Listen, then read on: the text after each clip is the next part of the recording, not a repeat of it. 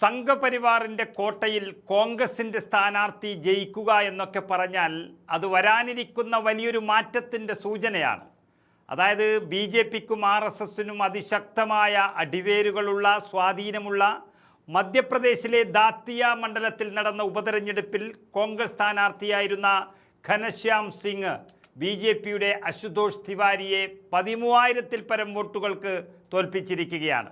സാധാരണ B J പിക്ക് വലിയ സ്വാധീനമില്ലാത്ത കേരളം, പഞ്ചാബ് പോലെയുള്ള സംസ്ഥാനമല്ല ഇത്. ബി ജെ പി തുടർച്ചയായി 20 വർഷത്തിലേറെ കാലം ഭരിക്കുന്ന സംസ്ഥാനമാണ് മധ്യപ്രദേശ് എന്ന് പറയുന്നത്. അവിടെയാണ് കോൺഗ്രസിൻ്റെ സ്ഥാനാർത്ഥി അതിശക്തമായ ഭൂരിപക്ഷത്തിൽ വിജയിച്ചിരിക്കുന്നത്. ദാത്തിയ നിയമസഭാ മണ്ഡലത്തിൽ നടന്ന ഉപതെരഞ്ഞെടുപ്പിൽ അതിശക്തമായ ഭരണവിരുദ്ധ വികാരമാണ് ഉണ്ടായിരിക്കുന്നത്.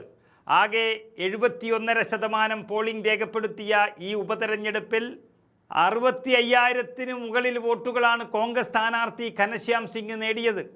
കേന്ദ്രത്തിലും മധ്യപ്രദേശ് എന്ന സംസ്ഥാനത്തിലും ഭരണത്തിലിരിക്കുന്ന കക്ഷി എന്ന നിലയിൽ ബി ജെ പി ജനങ്ങളിൽ നിന്നും അകലുന്നതിൻ്റെ വ്യക്തമായ സൂചന ലഭിക്കുകയാണ്. സാമ്പത്തിക വെല്ലുവിളികൾ, വിലക്കയറ്റം, തൊഴിലില്ലായ്മ തുടങ്ങിയ പരിഹാരം കാണാത്ത പ്രശ്നങ്ങൾക്കൊപ്പം തന്നെ പ്രാദേശികമായ ഭരണത്തിലെ പോരായ്മകൾ എന്നിവയോടുള്ള വോട്ടർമാരുടെ കനത്ത അമർഷമാണ് ഈ ഉപതെരഞ്ഞെടുപ്പിൽ പ്രകടമായിരിക്കുന്നത് എന്നുള്ളത് വ്യക്തമാണ്. അതിശക്തമായ യുവജന പ്രക്ഷോഭം, അതുപോലെ വിദ്യാർത്ഥികളുടെ പ്രതിഷേധം ഈ രാജ്യത്തിൻ്റെ തെരുവീതികളിൽ രാജ്യം ഭരിക്കുന്ന ബി ജെ പിയും നരേന്ദ്രമോദിയും വിചാരണ ചെയ്യപ്പെട്ടു എന്ന് തന്നെ പറയേണ്ടി വരും.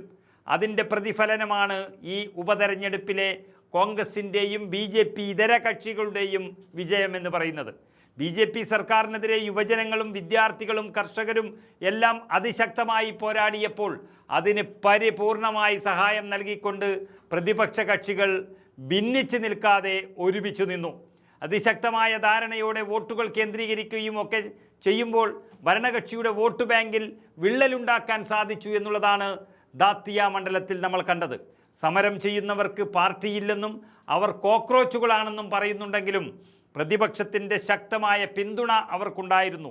മാത്രമല്ല, പരസ്പരം പരിചയം പോലുമില്ലാത്ത സമരക്കാർ വലിയ ആപത്തിൽപ്പെടുമ്പോൾ, പെല്ലറ്റ് ആക്രമണത്തിൽ മരണത്തോടും മല്ലിടുമ്പോൾ, പോലീസുകാരുടെ മർദ്ദനവും പീഡനങ്ങളും നടക്കുമ്പോൾ അവിടെ ഒരു രക്ഷിതാവിനെ പോലെ ഓടിയെത്തിയത് മുഴുവൻ രാജ്യത്തിൻ്റെ പ്രതിപക്ഷ നേതാവ് രാഹുൽ ഗാന്ധി ആയിരുന്നു.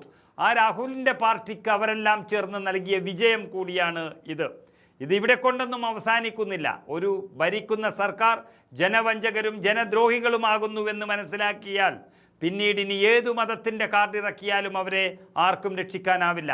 ഏത് ചെപ്പടി വിദ്യകൾ അവിടെ കാണിച്ചാലും അവിടെ സംരക്ഷകരുണ്ടാകില്ല. കാരണം ഇത് ജനാധിപത്യ രാജ്യമാണ്. അതാണ് RSS ശക്തി കേന്ദ്രമായ മധ്യപ്രദേശിലും കോൺഗ്രസ് വീണ്ടും വിജയിച്ചത്.